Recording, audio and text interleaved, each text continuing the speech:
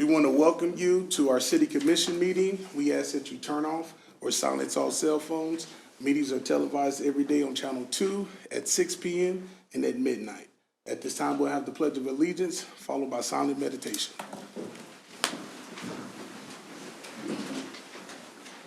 I pledge allegiance to the flag of the United States of America and to the republic for which it stands, one nation, under God, indivisible, with liberty and justice for all.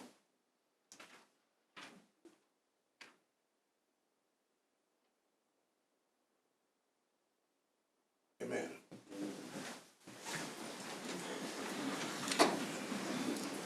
First item on the agenda, old business, consideration of previous meeting minutes. Do we have any comments or discussions?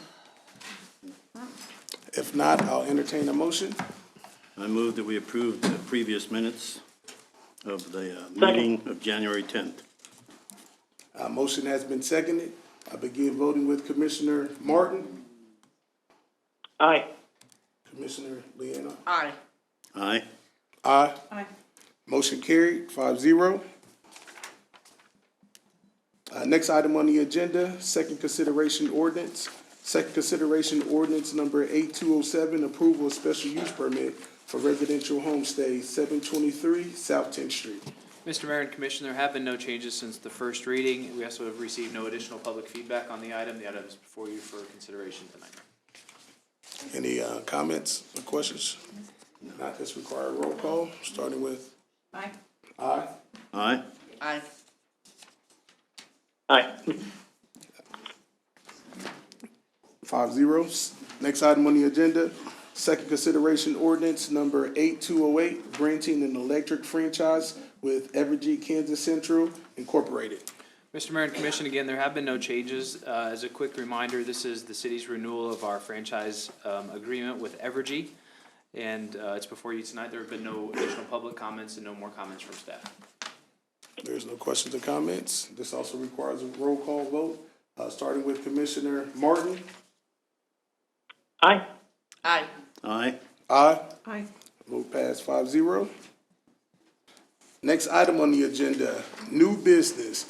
This is open for anyone in the public who wish to have any public comments. That's related to items not listed on this agenda. And we ask that you keep your comments to 2 to 3 minutes, please. Yes, sir.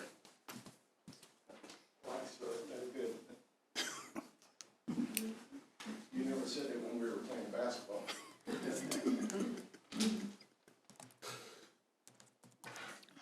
Well, I was watching basketball the other night. Lewis Clint, 1816 Pine Ridge Drive, Leavenworth, Kansas. So you want my social security guy? Give it to me. Somebody already stole it anyway. Now I'm going through, after 70 years, I'm going through the punishment of the IRS, and now I'll tell them where to go. This will not be in any order because something came up at the basketball game. For some reason, I hit something and your bridge came up. Okay, you're going to charge $84 fee for all vacant lots. All vacant lots. I guess you have 10, 15,000 people come in and complain about the roof, and now you're going to charge $84 for a house, probably $200 and some for residential, who knows what for, or commercial, who knows what for industrial. So I can't believe a professional group, your bridge group, came in and couldn't have an estimate of what it's going to cost. Because I just read in the paper, I don't know which one, because I just got back from Florida, and there was a price that you were paying for something, and it was $135,000, and they were paying, I don't know, $300,000. I don't know what the figure was. It doesn't matter. But you are going to pay something. Is the county going to pay something? Is Fort Leavenworth going to pay something? We know the feds will pay something. I don't know about the state. And you also have an easy access, like I-70, of hitting everybody with a charge. The camera takes care of it. You don't need to have anybody sitting there. I think it's poor when you're allowing people to live in Platte County, Clay County, across the border, and they're on low taxes and low sales tax, and we're going to pick up the tab for somebody making, I made $10,000 as a Navy lieutenant with 7 years, and now this guy's making about $72,000 or $82,000, and he can't afford to pay something that would be negotiated. Okay, I listened to the bridge. I don't know what a ooh and an all cost, but I heard a lot of ooh, ah, oh, I thought you were buying wedding gifts or something. But you're buying a goddamn bridge. The bridge is to get you from point A to point B. You got all that superstructure up there, that's money. It's totally amazing. The walk around, where's it gonna go? Don't tell me that it's gonna go somewhere, because Chappie Chapman was on the board, that's Ed Chapman, had been on the board for years, about 50 years. And Platte County, they don't care about the 4-lane road unless we want to pay for it. It's interesting because there's no taxpayers over there, so they don't have to worry about votes. There's not enough voters over there. So just a small point, they talked about Missouri in the future. There's no future for Missouri on that 4-lane. Fees, simple process with fees. Okay, a couple weeks ago, there was a major violation of protocol. And I'm going to finish this if you don't mind, on protocol. Major issue. There was just a recent violation of protocol, and it says limited to 2 to 3 minutes. That's great. And I handed out pictures of since torn down and rebuilt. Now that's somebody putting some garbage in there, because I didn't say torn down and rebuilt. I said buildings that were no longer there, major buildings. So I think that something like that needs to be revitalized, and it says, no, you won't comment anything I've had to say. I can go along with that. But there was a recent violation of protocol. At the end of the meeting the other day, one of your Louis, county commissioners. can we a talk?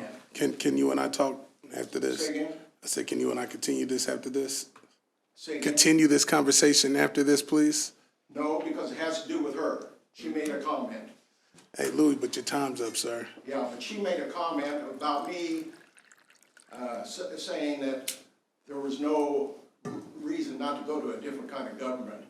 And it wasn't what was in the news. So I think it's bad when she breaks protocol, and if I break protocol, or you, then something is wrong. But she broke protocol by commenting at the last minute. So stick with protocol. Hey, thank you for coming up, Louis. Appreciate it. Thank you.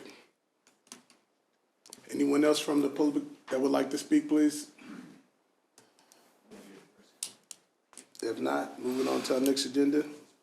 Next item, consider abatement of administrative fees on nuisance special assessments, 1229 Spruce Street. This next item will be handled by Sarah Bodensteiner, the city clerk. Mr. Mayor and Commissioners, before you this evening is a request for a reduction of the mowing and administrative fees incurred at 1229 Spruce Street. Mr. Freesting and his company purchased the property at the September 29th, 2022 sheriff's sale, as the property was involved in a foreclosure action due to non-payment of the mortgage on the property from the previous owner. Prior to the sheriff's sale, there was a special assessment placed against the property for nuisance abatements totaling $16,009.58. 1,600. Oh, sorry, $1,600, just kidding. In the past, the city commission has reduced the fees to the actual cost of the mowing incurred by the city and a $100 administrative fee. This would reduce the special assessment from $1,609.58 to $209.58. Typically, the commission sees these requests comes through for properties acquired at a tax sale, which are properties that have had several years of delinquent taxes. So just wanted to clarify the difference between a sheriff's sale and a tax sale. The property was purchased again by Mr. Freesting to revitalize. However, with that special assessment cost, that was just a cost they didn't anticipate having to take care of. They do plan to revitalize the property and sell it once it is completed. Mr. Freesting is here if you guys have any questions for him. Any questions or comments? I have a question. Yes, sir. Was there no way that Mr. Freesting could know before he bought it that there was a special assessment? Isn't that part of the So- announcement of the property? So that is, so the announcement about potential liens on properties is taken care of at a tax sale. The attorney that handles that for the county makes that announcement during a tax sale. A sheriff's sale is separate and a different process. It's not handled by that particular person. So I don't know that process, if that is announced. That would probably be a question for our attorney. This also could have been something that happened after the petition for foreclosure had been filed and such, so the assessments went on. And for mortgage is generally a junior lien to these types of assessments, so they don't wipe out liens behind them when they're foreclosed, so these would stay on the property. Yes, sir. The owner, sir, you would like to make a comment? Yeah, so the, Can To you your question. identify yourself? I'm sorry. yes, Identify yourself. I'm Jeremy Freesting, owner of 1229 Spruce Street. I purchased the property in September. So to be perfectly honest, it's not part of the announcement. I've never had to do this, but if I had, now that I've learned this, if I had thought and understood about going to the tax office, the assessor's office, it might have shown up there. I don't know when it was assessed because I purchased it September 29, and then the taxes were due at the end of 2022. So it's possible that it could have been there. I didn't know at that time that I needed to check on such a thing. So I don't know if it was or not when it was posted. Okay. I was just talking about any properties that are being sold at a sheriff's sale. Yeah, The information being available before you say, yeah, I want it. Generally, all the liens are wiped out at the foreclosure, but if there is because this was assessed as a city ordinance, it was assessed onto the taxes rather than, so it was placed as a lien on the property, but then after it wasn't paid in 2021, it was then moved to a city ordinance that was placed on the taxes in sometime in 2022. That's my understanding. I'm not an expert on it, but that's my understanding of what happened with this process as I talked to the assessor, the gal who works there. The more common one we deal with on the tax sale is the judgment, when it goes to the judge, on the tax sale, anything assessed after that, before the sale, is usually still on there. But they do make that announcement that you need to check or you need to look, and so this is just a little different, a little less common at the sheriff's sale than the tax sale. But it was not part of the judgment documents, because Right. we did go look at all the judgment documents that were available in the Yeah. courthouse. Usually a timing issue. Okay. Thank you. Yep, yes, sir. I appreciate it. Do you wanna talk about your plans for the property and the timeline maybe, just to help the Yes, commission understand? yeah, actually, we just posted it for sale by owner. We went in the basement. It was a short sale because there was a flood or something in the basement, so we've already remediated that, and,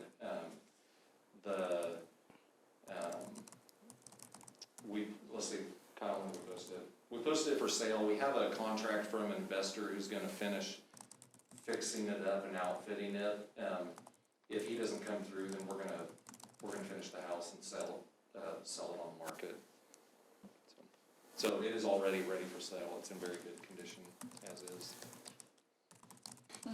Yeah. Any other comments or questions? Commissioner Martin, you have anything? No, sir. All right. Thank you. At this time, I'll entertain a motion. I motion to reduce the 2022 special assessments on the property at 1229 Spruce Street from $1,609.58 to $209.58. Second. Motion has been seconded. Begin voting with Commissioner Bowder. Aye. Aye. Aye. Aye. Aye. Motion carried, 5-0. Next item. Yep, thanks. Next item on the agenda, bids, contracts, and agreements. Consider Camp Leavenworth event management contract. Turn this item over to our Assistant City Manager, Penny Holler, and we also have Kelly Wenzel from O'Neill Events and Marketing here tonight. Good evening, Mayor and Commission. The item before you for review tonight is the proposed scope of work contract with O'Neill Events and Management to facilitate the 2023 Camp Leavenworth Festival in September. Establishing the management company is the first step in the festival process.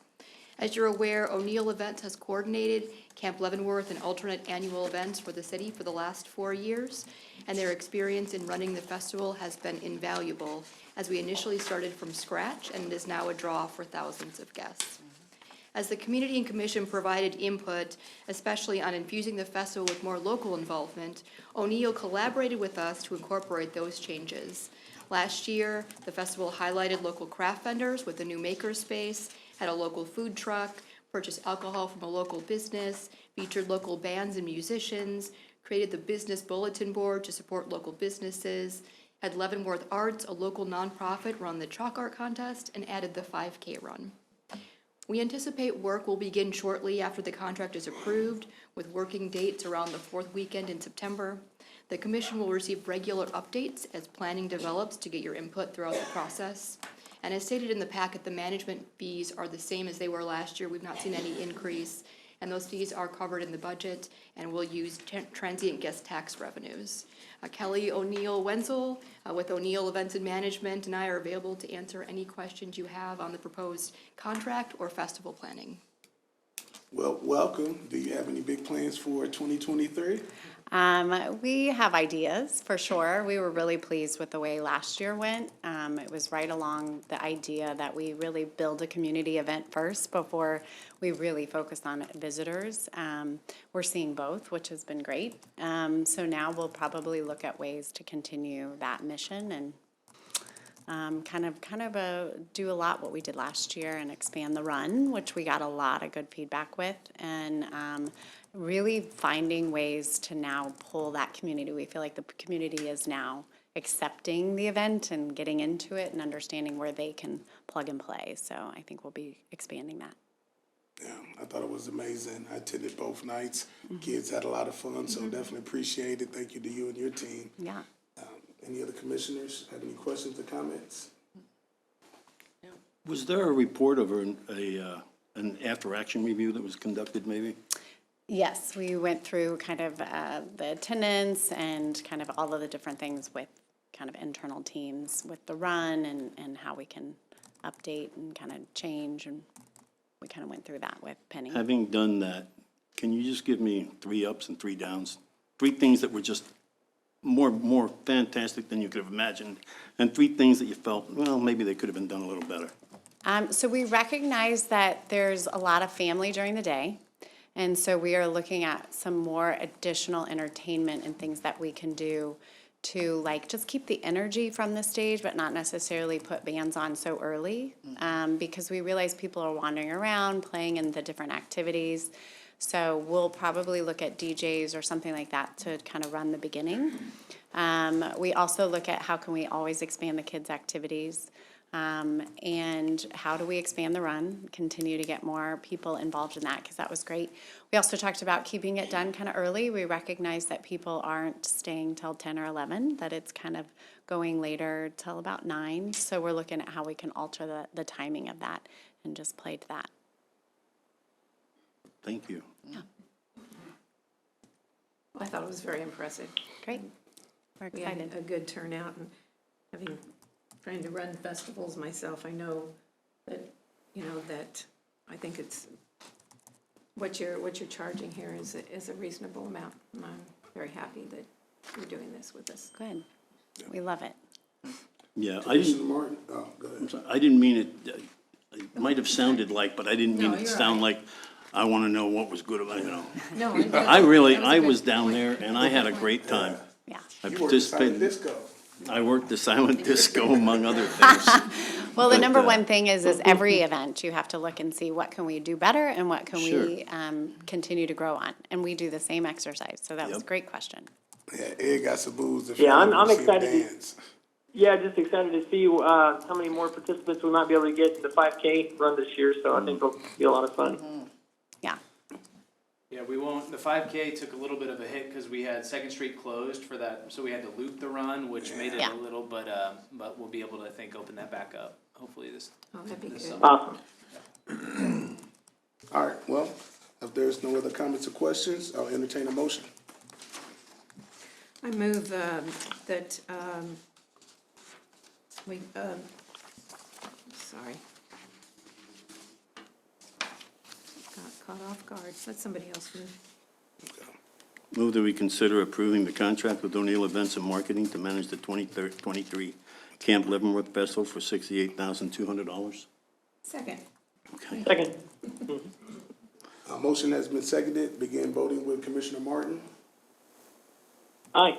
Aye. Aye. Aye. Aye. Motion carried, 5-0. At this time, I'm gonna request a 2-minute break. We do 5 Yeah, let's do 5-minute break. Yeah, 5-minute break, please. till 6:25. Yep, we'll return back at 6:25. Thank you, guys. Yep, Thank you.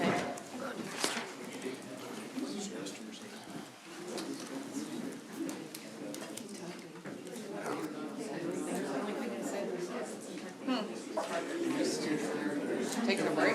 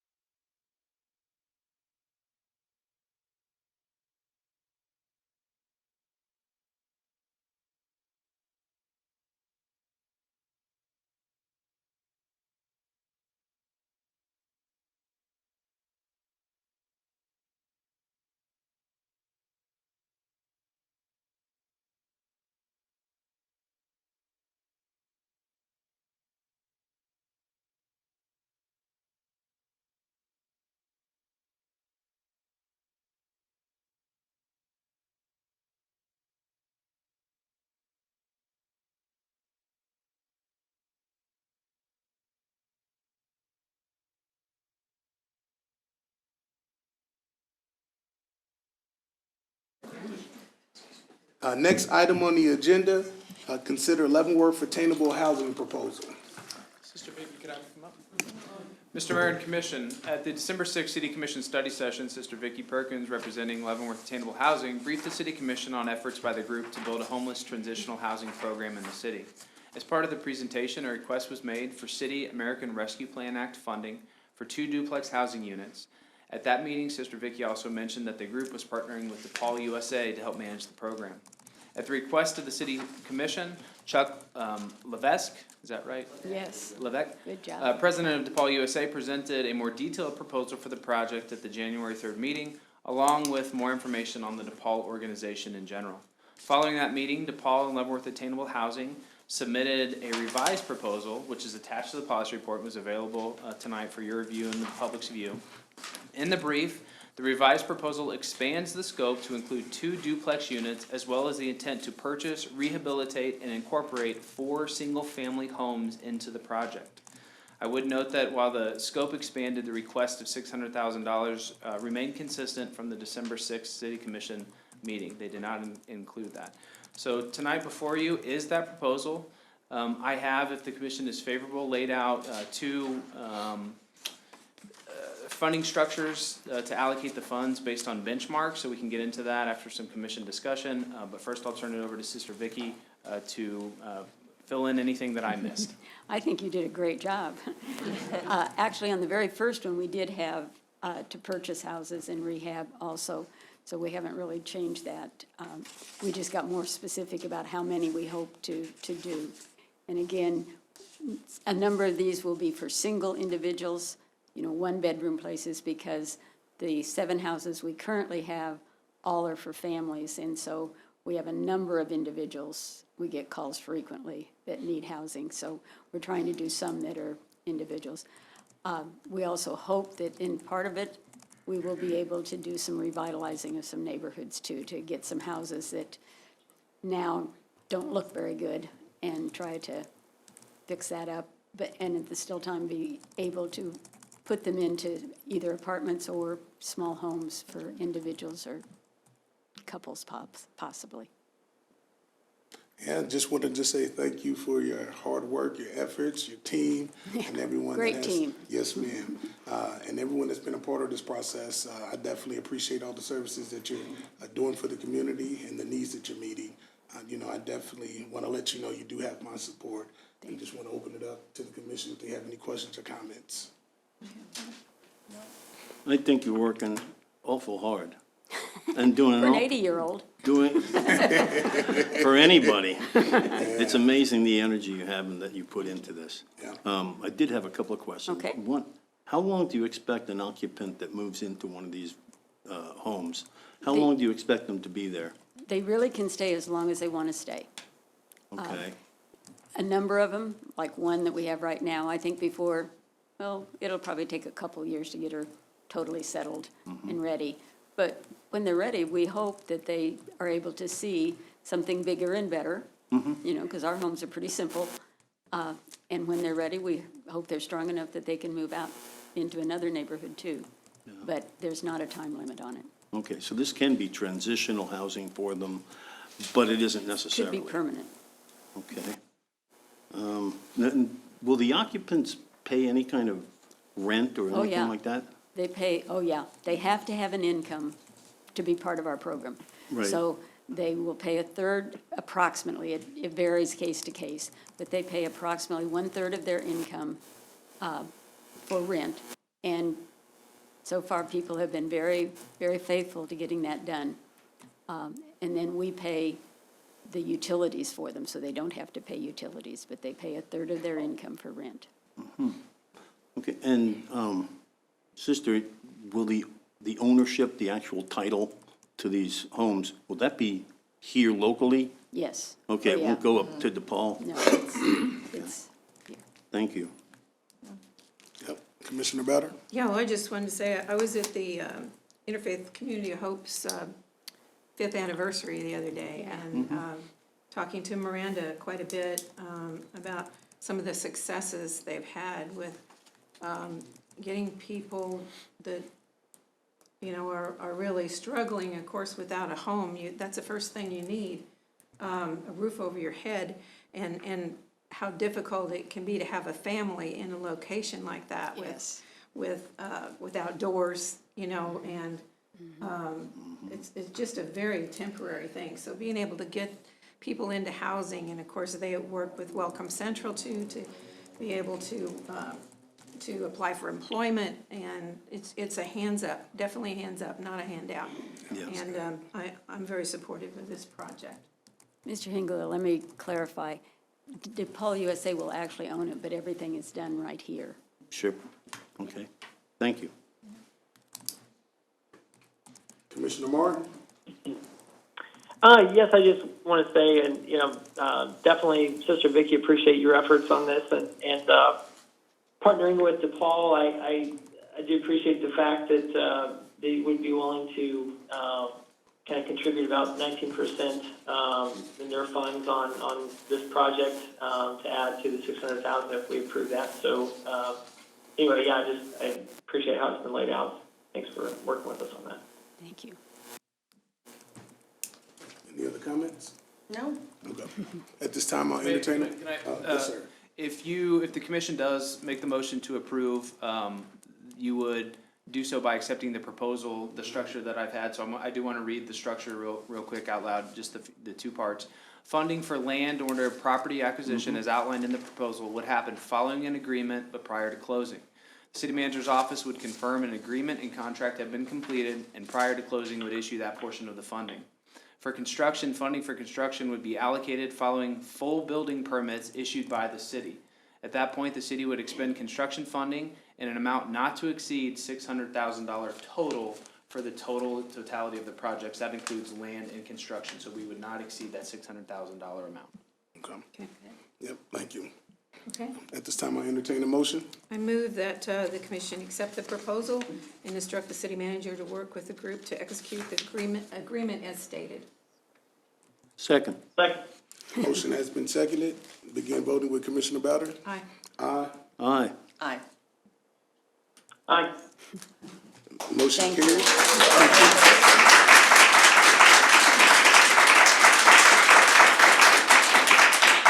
Thank you very much, and I hope we're able to improve the city even more.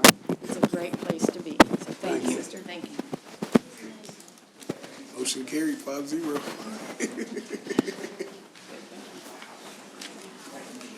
Y'all don't want to stay for the rest of the meeting? Nah. Yeah, have a good one.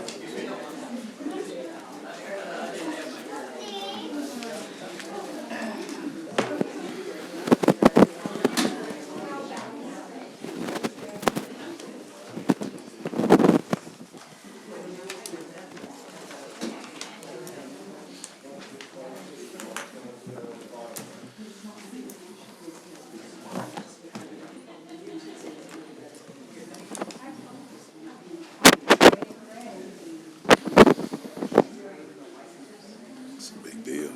Yeah. All right. Next item on the agenda, consider police department license plate reader system. Mr. Mayor and Commission, for the next three items, we have Police Chief Pat Kitchens and various members of the Police Department's administrative team.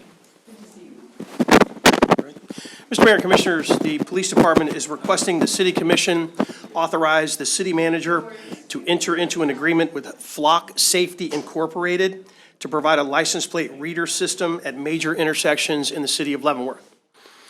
In the 2022, and 2023 City Commission goals relating to public safety, the Police Department identified and was approved the following goal: to, quote, continue to evaluate technology to improve operations and transparency. Over the course of the last several years, we've identified a gap in our tool bag that would be necessary to help us fight crime, catch criminals, and see that they're successfully prosecuted. It was for those reasons that we researched and submitted a budget request for the 2023 to 2027 capital improvement program to fund the license plate reader program, and that was approved.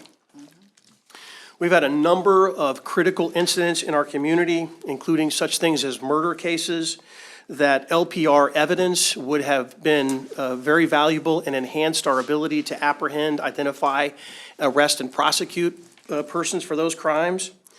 All across the country, here locally in the Kansas City metropolitan area, we've seen a stark increase in the number of stolen automobile cases that we're working. In 2021, we had 148 stolen cars in town. And in 2022, last year, we calculated 123 stolen automobiles. The police department has responded to just a number of different kinds of other crimes, included shootings, violent domestic violence cases, all of which we have a little bit of a gap in our tool bag, and we think an LPR system would help us with those cases. We also have a very strict pursuit policy for very specific reasons. We do reserve the right to chase, and we are allowed to do that, but we reserve that for very serious violent crimes.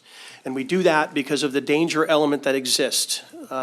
Very often, if there's a high-speed police chase, the person that we're chasing is often injured or seriously injured or killed.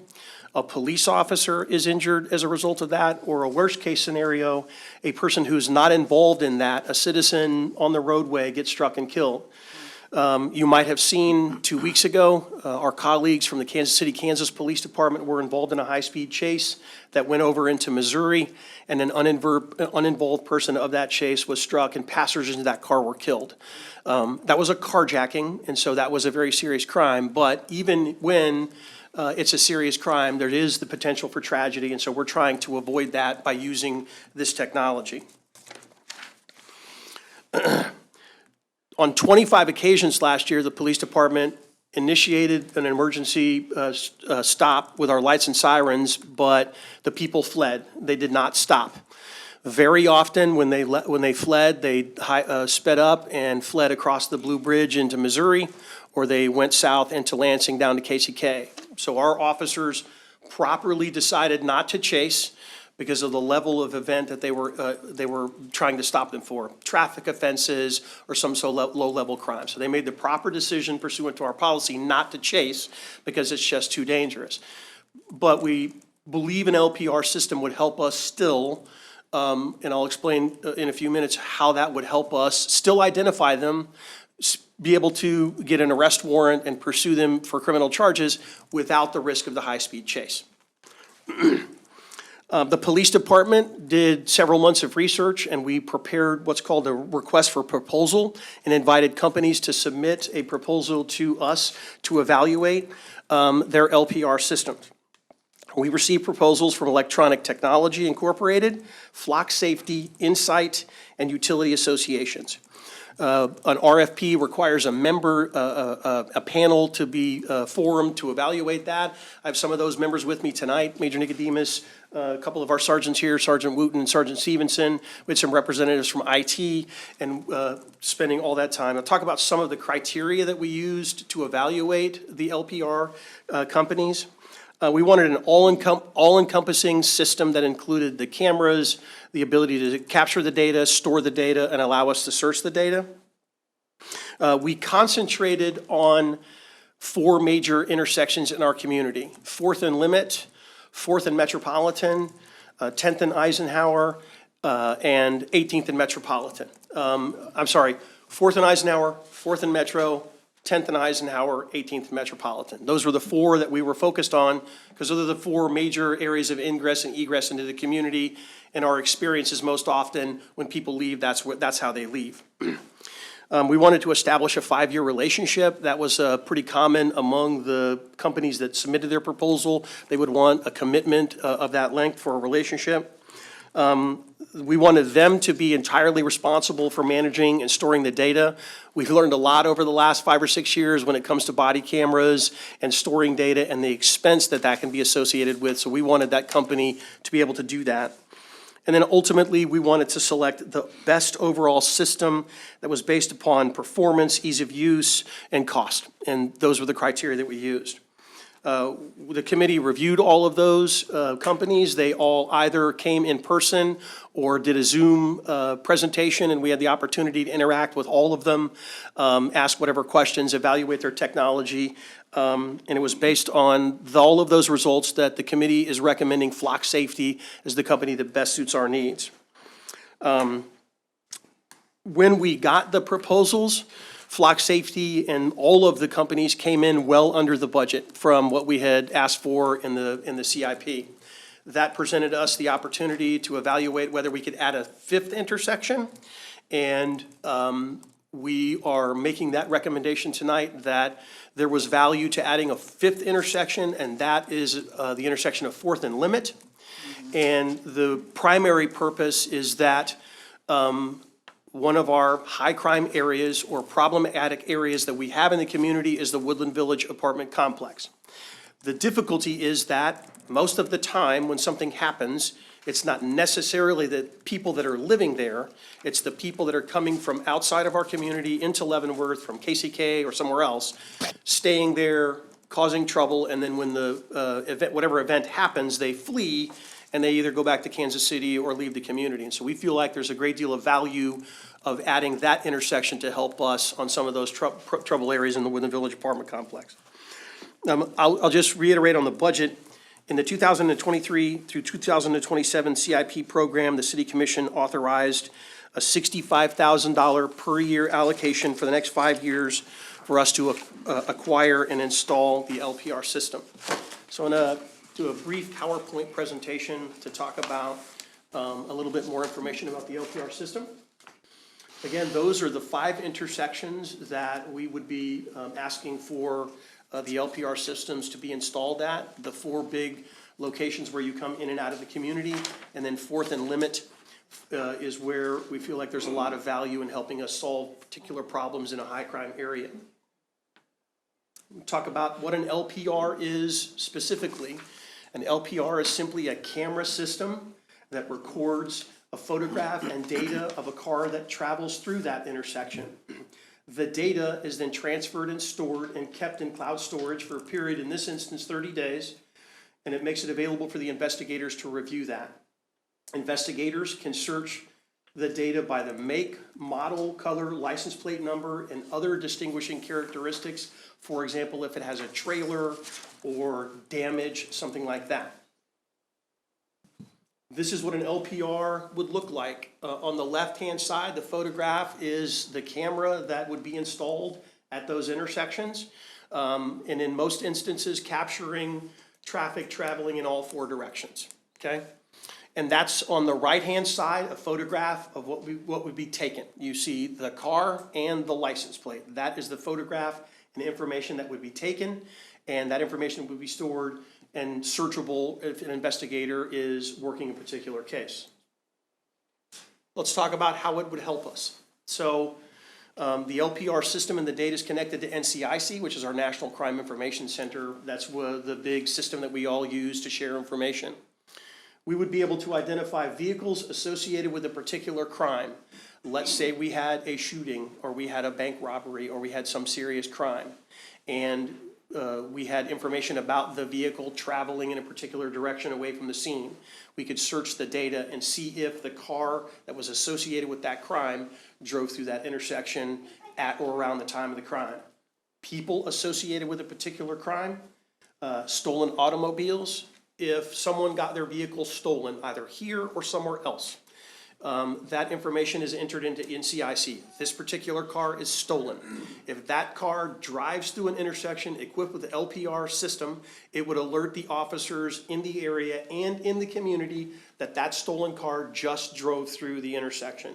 It would present the opportunity for us, if time were available, to go and search for the car. Any kind of amber alert or silver alert that took place, we could associate that if a child is kidnapped or an elderly person that's missing that has dementia or something like that that we experience once in a while, we could alert, and if that person drove through or that car came through where the LPR was activated, it would let us know that and we could take the appropriate action. So, here's some specific instances in which I can point to that we could have used LPR evidence. If you recall, the shooting where the young man was killed at the Care Pharmacy in the last year. That vehicle came from Kansas City, the event happened, and then left and fled to Kansas City. Now, we were fortunate in that we were able to apprehend and successfully arrest and prosecute all of those people. But an LPR system at Fourth and Limit or Fourth and Eisenhower would have substantially enhanced our case and provided information that would have helped us and perhaps sped that up a little bit.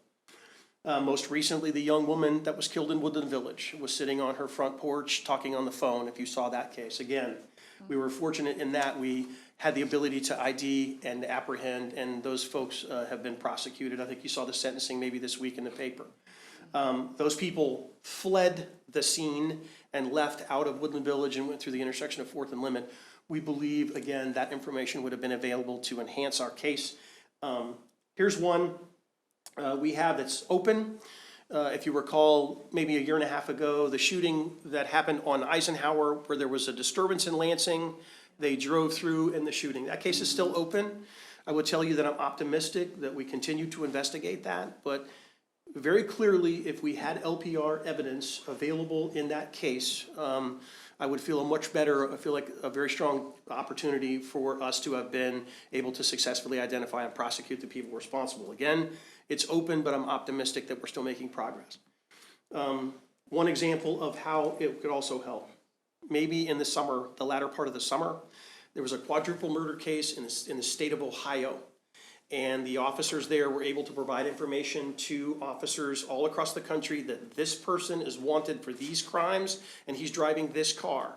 That person, about 2 days later, entered the city of Lawrence, Kansas, that have LPRs, and the alert was given to the Lawrence officers. They responded to the area, and then within a few hours, they were able to find him at a hotel in Lawrence and apprehend him successfully, and he was sent back to the state of Ohio. So those are some examples specifically about how LPR evidence would help us in a particular case. So let's talk about some of the costs. Here we've identified the cost that the companies provided to us as part of it. In an RFP situation, cost is not the singular defining element, although certainly is relevant and important. But if we were to do 4 intersections that we originally talked about, flock safety was still one of the low bids they tied for Insight. The first year, if you were to approve it, there are some installation costs associated with it, and those are identified on the right-hand side. But if we were to go with 5 intersections, it would put us at $47,000 a year with some additional, which is still well under our allocation in the budget of $65,000. Talk about flock safety particularly, why we narrowed and zeroed in on them that could have separated themselves over the other companies.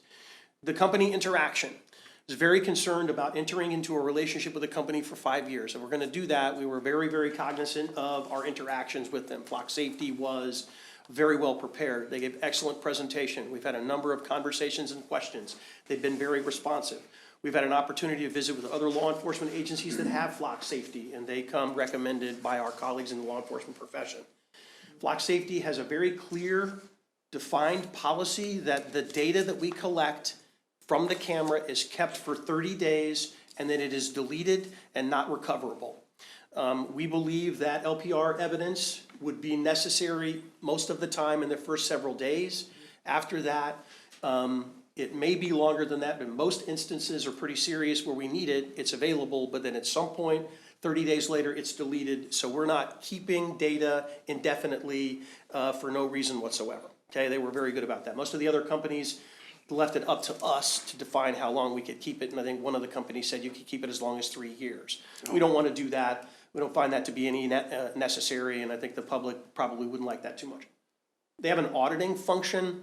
Most of them have an auditing function, but I, as the administrator, or Mr. Kramer, or you, can say how many searches are taking place, what are the officers searching for.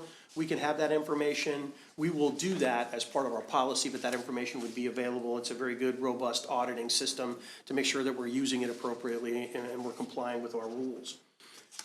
Flock Safety has something called a transparency portal.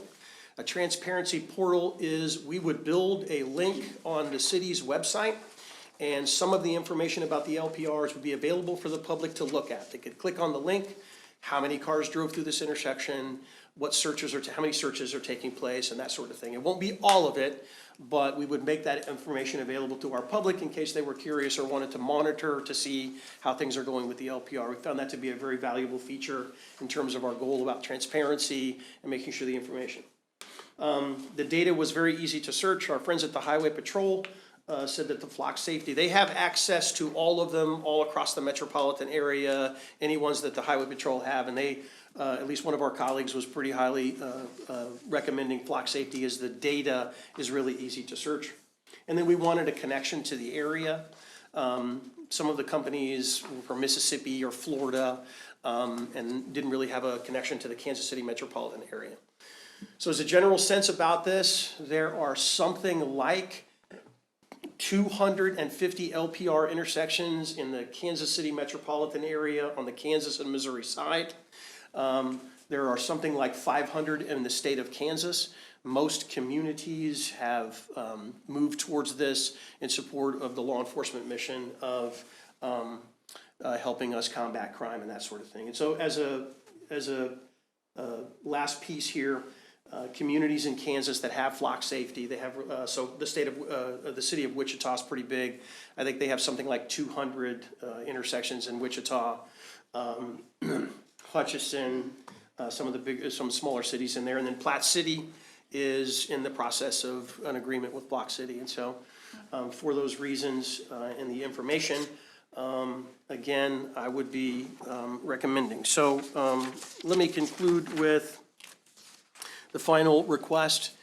So the police department would be asking you to authorize the city manager to enter into a 5-year contract with Flock Safety Incorporated to provide a license plate reader system for 5 intersections at a first-year cost of $54,154, and the preceding 4 years after that would be $47,500. There is likely to be an additional cost.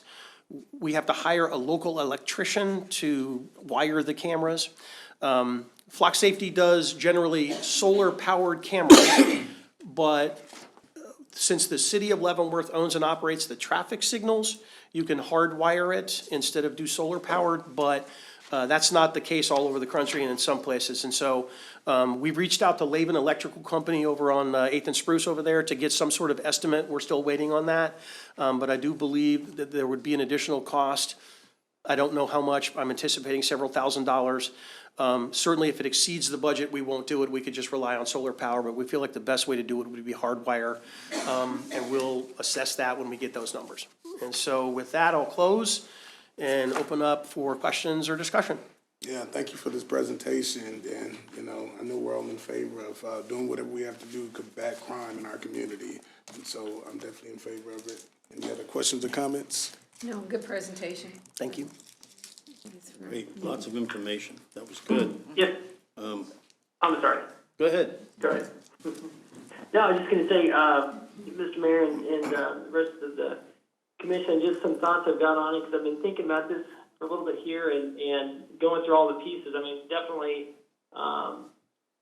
appreciate what Chief Kitchens has done to collect information on the system and figure out ways we can continue to lower crime in Leavenworth. And I know everybody's definitely in favor of exploring those options.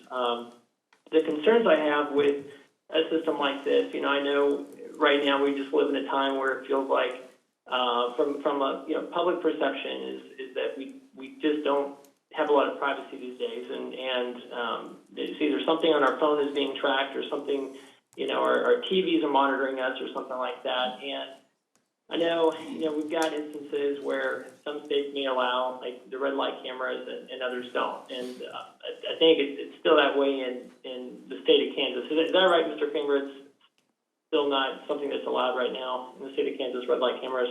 Right, so it is illegal in Missouri. Kansas, the cities have pulled out because of that, but it's not specific. But yes, that is the case, that the legal precedent has prevented cities from doing that in Kansas.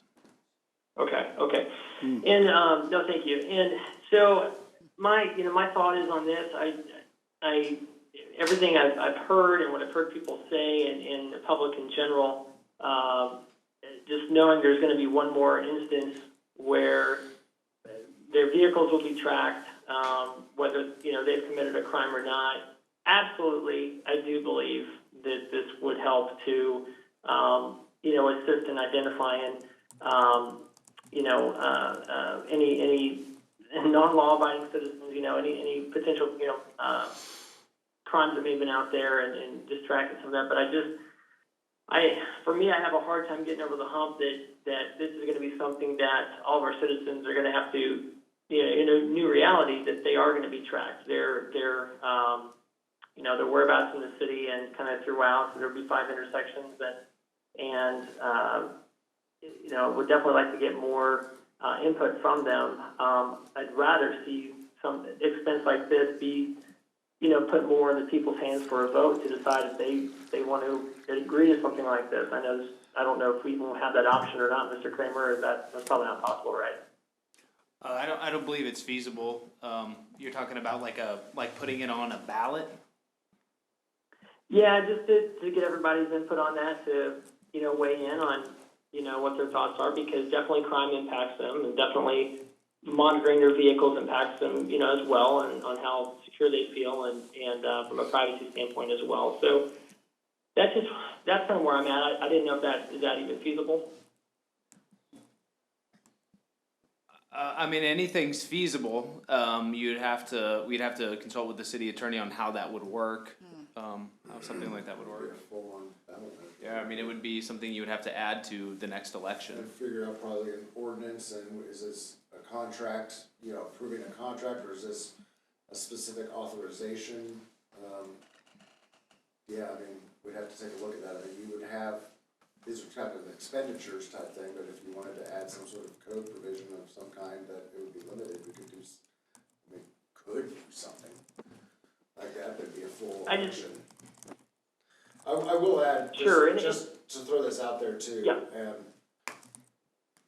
On those notes, because it did come up, last year the Kansas legislature did amend the Kansas Open Records Act to exclude data received from license plate readers from disclosure under the Kansas Open Records Act. So if an individual were to say, I want a list of every car that drove through 4th and Limerick, for example, the city does not have to disclose that information under revisions made to the Kansas Open Records Act last year. I appreciate that, Mr. Waters. Yeah, I guess where I'm at on this, I would not feel comfortable myself passing something for all of our citizens like this, approving a system like this without really letting them kind of decide whether that's on a ballot or election or whatever that would look like. That's where I'm at on that. I'm definitely open. I'd love to know if anybody else on the commission team has any similar thoughts or not. I realize I might be the only one who thinks maybe that way on that. But any other thoughts? I'm open to other comments. Or Mr. Waters, people who are driving or walking on the city streets and sidewalks, do they have an expectation of that kind of privacy? Not generally, especially if it's a state licensed, tag in that way. No, they would not. Now, you may have an expectation of privacy in like the belongings of your vehicle, for example. But the fact of being on a public street like that, there's generally not a recognized expectation of privacy in that fact itself.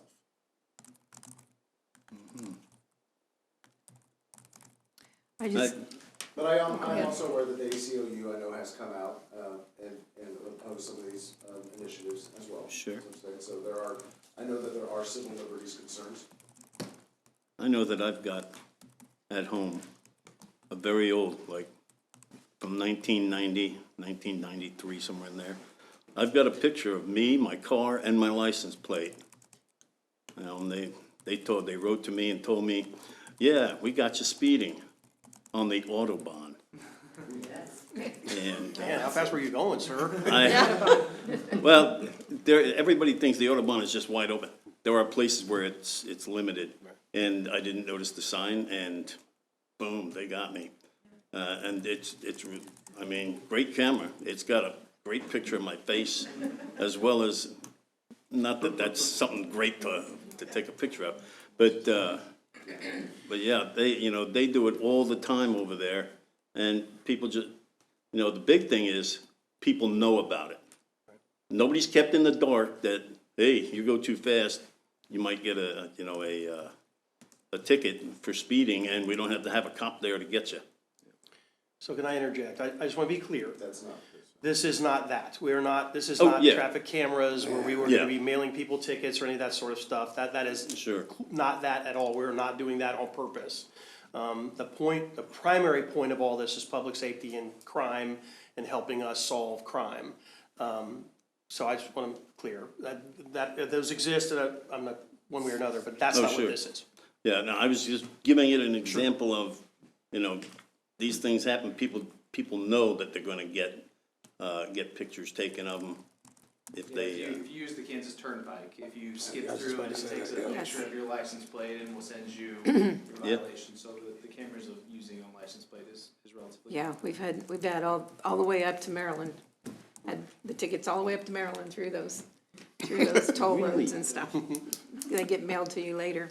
For me, I think it's the safety Yeah. aspect and the not having to chase, not having to chase. That's a very dangerous thing, and I used to work in a hospital at night. And you just don't want to have that if you can avoid it. And especially with carjacking and things like that, with children or abductions or anything like that, I think it's important to be quick and able to get the information that you need right away and get that. That's my feeling. And basically, we're all being watched all the time. So that's. Yeah, and I'm also in agreement with you, Commissioner Bowder. Crime is increasing everywhere, including our own community.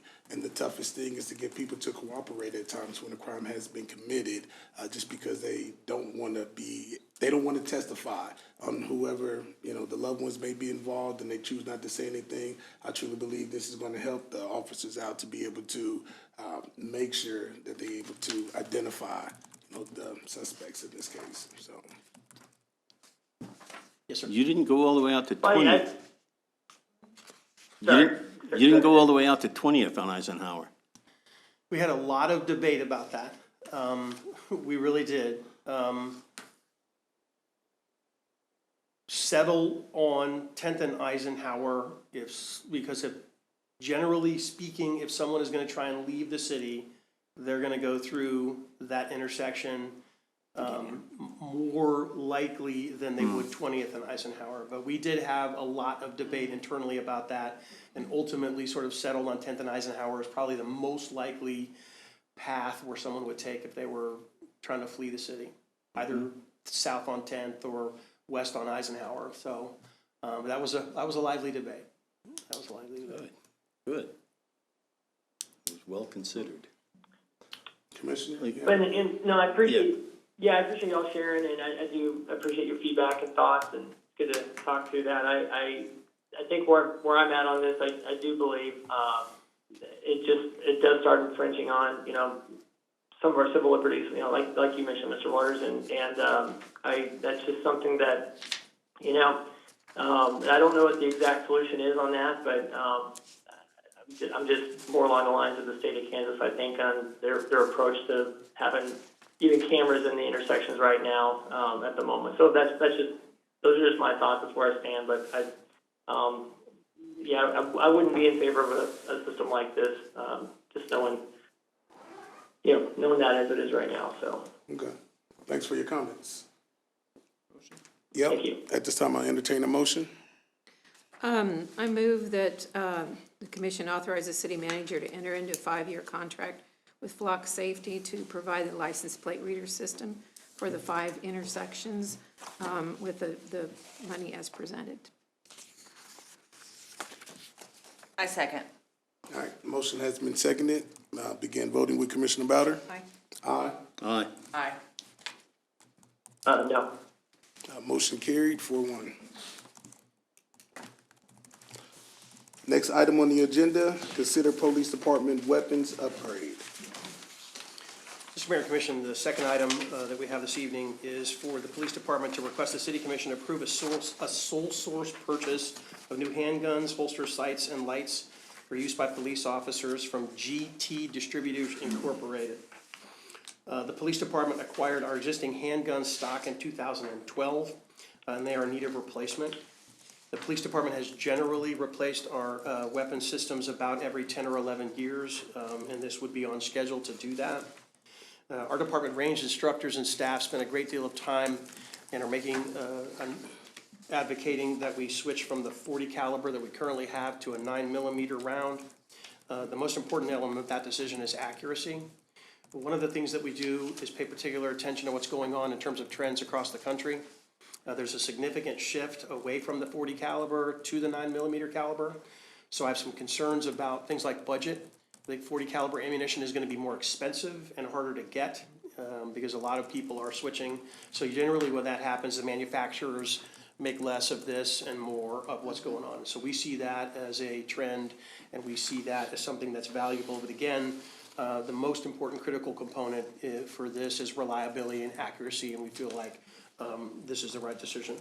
The GT Distributors is really the only distributor of Glock handguns in this area, so if you want to buy this level of Glock handgun, you need to buy them from that company, that you can't put them out to bid. That's the purpose for that. In terms of the budget impact, GT Distributor provided a total cost for this to be $27,666, which would purchase 78 handguns and the associated holsters, lights, sights, and magazines. We would receive a trade value for the guns that we have. They would be traded into GT Distributors. But once that trade takes place, the individual officer that currently has the gun will be given the opportunity to buy that gun from GT Distributors. Very often there's some sentiment associated with a police officer and their firearm.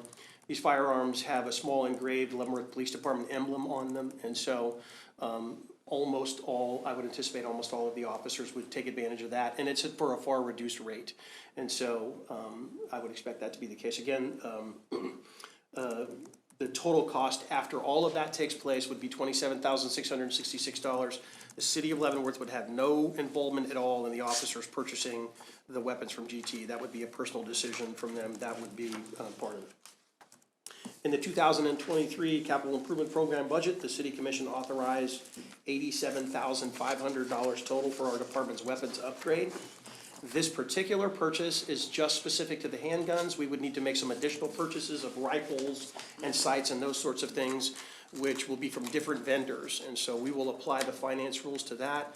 I don't anticipate that those purchases would be over the $25,000 limit. That would require commission approval.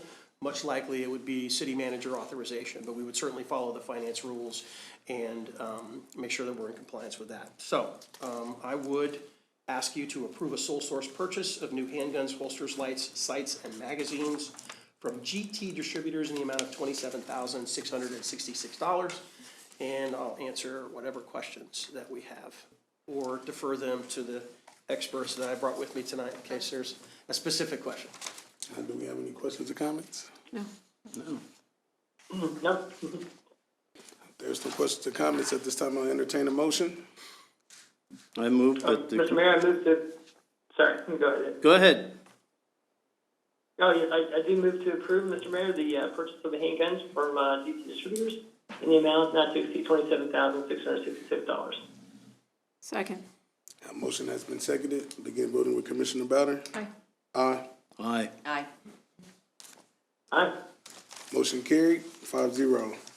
Next item on the agenda, first consideration ordinance for amending the Code of Ordinances regarding towing and impoundment of vehicles. Mr. Mayor and Commission, the final item that we have tonight is that the Police Department is asking the City Commission to place an ordinance on first consideration of the Municipal Code of Ordinances that governs towing and impounding of vehicles in the city of Leavenworth. You might recall that on December the 6th of 2022, the Police Department was before the governing body during a study session. We had a lengthy discussion about the issues of towing. There was a gentleman in town that his family was involved in an accident, and he received some unnecessary charges as a result of the tow rules and the tow impounding thing. And so staff took away from that meeting direction to make some corrections to the ordinance to allow us to intervene and remedy that. So we've done that, and I would just point out particularly the language that we added in one of the ordinances, which states, the tow companies would be subject to suspension or revocation from our tow list. If you remember that, we have the rotating tow list. If, quote, the wrecker or the towing service has applied abusive or excessive charges for the services provided.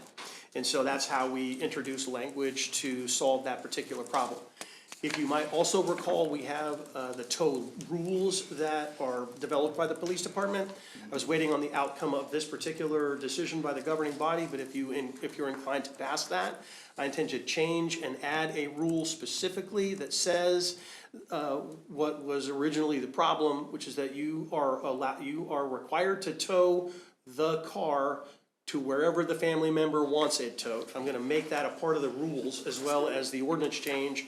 And usually when we change the rules, we reissue it to all of the tow companies and make them sign it and update it. And so, again, I was presenting tonight, but then if we're moving forward with this ordinance, I intended to add that to the rules. And when those are prepared, I'll be glad to make those copies available to everybody. Hey, excuse me. Yes, ma'am. Does that have a limit on it as far as geographical area? Oh, good question. So, no is the answer, because if someone wanted it towed, I don't know, to Des Moines, Iowa, the tow company would have to do that, but they could bill the family member whatever they wanted to bill. In this case, if you recall, he wanted it towed to an automobile lot or to his house, Sure, right? right, it was And they said close we by. couldn't, and the tow driver said, I can't do that, I have to tow it to the lot. And so we're gonna eliminate that. I was paraphrasing the language, we'll figure out the right way to describe that, but Okay. I just wanna make it clear that if a person says, I want it towed to my house, or I want it towed to Zach Ford, or Man's Auto, or wherever, they have to do that, there's no rule that says that to do that. Again, I don't think it's important to not get involved in the business relationship, just that you can do that. Okay. And I think that solves the problem in most of the instances. Again, I would just share with you that we have a lot of leverage. The tow companies get a lot of business from the police department. We tow 500 or 600 cars a year, and so if they don't behave themselves generally, that's what we do, is remove people, which I've done before on the occasion. Okay. One of the other parts of the change, we did a thorough review of everything. One of the other critical parts of what we did, we discovered that Mr. Waters in his review discovered that we had a little bit of a problem with our ordinance, and that we didn't have a clear language on how to protest. If we towed your car and a person says, hey, you shouldn't have towed my car, we didn't have a clear enough guidance on how to protest that. So we put some language in there that says, if you're upset with we towed your car and you don't think it was proper, you can go to court and ask the judge to overrule that. So we put, Mr. Waters, just to put all that in. That's essentially building in due process rights, because you're taking away the property right of another person, taking away their vehicle. You need to have notice and an opportunity for a hearing to challenge a taking. Like that, so we built some things like that in there. We also did, we expanded on the opportunities that things could be towed for. I mean, it was very limited in this, we want to build in the authorization. And then there's a lot of old references to carriages, for example, that we decided we could take this opportunity to clean up some of that as well. Right. So, The downside is if there's now a carriage on the street. I was just now we thinking might about not- that. Now we might not know what we can do with it. no, right? That's terrible. So as a formal matter, I would be asking the commission to place an ordinance on first consideration that updates the towing and impoundment of vehicles that would amend sections 4485, 86, 98, 99, and 127. And then further by amending chapter 44 and adding 44-220, 221, 222, 223, 224, and 225. We feel like at the end of all of that, that solves and cleans up and addresses most of the issues that we started with. Okay. Yeah, thank you, Chief. Do we have any questions or comments? Do we have a consensus to move forward? Yes. Yes. Yes. All right, thank you, Yeah, Chief. absolutely. Next item on the agenda, consent agenda, consent agenda. Chief, boy. Claims for January 7, 2023 through January 19, 2023, in the amount of $728,036.14. Net amount for payroll number 1, effective January 13, 2023, in the amount of $375,816.63. No police and fire pension. Do I have a second? Second. Motion has been seconded. Begin voting with Commissioner Martin. Aye. Aye. Aye? Aye. Aye. Motion carried, 5-0. That's the end of our meeting. At this time, I want to go around the table to see if anyone have any comments, starting with our city manager.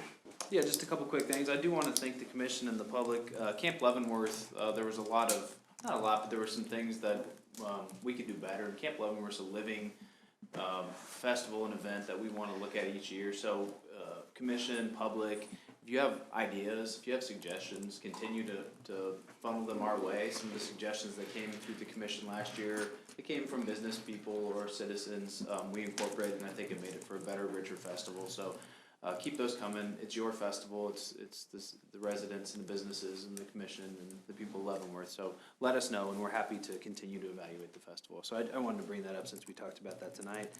And then just finally, we have solidified April 4th, the countywide transportation study doesn't get, we talk about transit, but then the transportation study is the city, the county, and the other 3 cities have come together. The Department of Transportation said, you all need to get on the same page. You need to have priorities if you want funding from the state or federal government for countywide road projects. And so we've been working on that in the background for quite a while now. So on April 4th, the consultant team will be before the governing body to talk about, we've had multiple stakeholder groups, a lot of feedback from the public in sort of which direction and what it's looking like for the countywide transportation plan. So that'll be on April 4th. And that's all I have, Mr. Mayor. Yep, thank you. Commissioner Martin? Not any comments at this time. Just wish everybody a good rest of your week, and God bless. Yep, thank you. Commissioner Leanna? No, just be safe tomorrow morning with the weather. That's it. Commissioner England? Just going through tonight, that there's a lot of work being done in Leavenworth to make it just a better place to live, a better place to have fun, and certainly a safer place. And I just want to say thank you to everybody who's been working to do that, to make this a better, safer, fun place to live. Thank you, sir. Commissioner Ballard? I just have one thing. I had somebody ask me the other day, they said when they watched the commission meeting, it looked like we make a lot of quick decisions and that we rubber stamp what the city manager proposes. And I think I tried to explain to her, and I think people don't realize, I mean, you see like we just had a first consensus here. We've had motions on other things, but we've had on the big things, on most of the things that we do, we have at least 3 hearings of it here in the public. And then the city puts out a lot of information on the side too. And so I think, it may look like we're making decisions suddenly, but, we've done a lot of homework. Yeah. And I know all of our commissioners, we all read our packets and we read about everything and study it before we ever get here. A lot of times we don't ask questions here, but sometimes we ask questions of our attorney or of Mr. Kramer to get, or Chief Kitchens or whoever, to get the answers. So I just want the public to know that we do look at every item very closely before we consider it. I'll give you one example, Commissioner Bowder. The second consideration for the residential homestay tonight, that was 5-0, minimal discussion. That started with the development regulations. What does the city do with residential homestays? The development regulations had open public hearings. Then they went to the planning commission. So those were multiple times. And then the specific item first comes to staff. It goes through the planning commission, which is a group of residents of the city of Leavenworth. Then notification is sent out to the property owners. Then we have a first consideration reading and then a second consideration reading. So that item tonight, which took 20 seconds, has had bits and pieces of probably at least a half a dozen to a dozen public meetings over the last couple of years. Good point. And that's just one item. Each item has a story. Yeah. And all of these items are available for people to look at on our city website, leavenworthks.org. leavenworthks.org. You can see, the entire agenda packet that we had was out there on the website on Friday afternoon, and it's been there since then. So, and come on down here and watch it in person. Yeah, yeah. And appreciate those that do come and attend the meetings. That does mean a lot. At this time, just want to have a brief discussion with the commission to talk about the gym at the Riverfront Community Center. I've had several citizens reach out to me inquiring why the gym is not open. We are currently looking for a gym supervisor, and I would like for our city managers to provide us with some updates and some history about the gym. Right, so what the mayor's talking about is open gym, the ability for basketball playing residents to come down and just play basketball for a couple hours. So in the past, some unique characteristics of the gym, it has 5 entrance and exits to the gym down there. So at the very minimum, what we experience is people letting people in without going through the check-in process. But what we had over the last couple of years was an escalation of fights. And we got to the point where gym supervisors were quitting, where we couldn't maintain a safe environment for those looking to come down, parents sending their kids down there to play basketball. We couldn't ensure a safe environment without a gym supervisor. Somebody down there to alert police if there was an issue, somebody to be the adult in the room. So we have had that position open. We've increased the salary. We've indicated some flexibility as far as the hours that we would be able to offer. We are trying to open that back up to the youth and to the basketball players of the community. We encourage somebody to apply. It's minimal hours. If you're looking for year-round, you can also do some field supervision at sports field in the summer. So certainly trying, but I don't think that we could in good conscience open that up, knowing some of the issues we've had in the past, and encourage parents to send their children down there to play basketball. So again, we are encouraging it, but at this point, we haven't had any applicants for that position. Yep, and if, where would they need to apply at if So they're they can interested? get the application online, they could come into City Hall, we'd expedite the process. We do want to get that open as fast as we can. We understand that cold months and that's a good outlet. And we hopefully we can get that done quickly if we can get just a couple, maybe even one, the right person to come down there and supervise. The ads on Facebook and Instagram too, I've seen it. Right. Yep. Anyone have any comments in regards to it? No? Okay. So if you're looking for a part-time job, I encourage you to apply for this position at the Riverfront Community Center to be a gym supervisor, starting pay $11 an hour.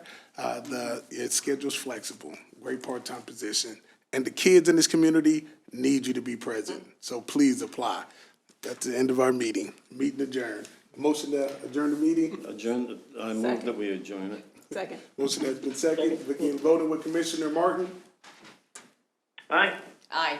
Aye. Aye. Aye. Motion carried, 5-0, meeting adjourned.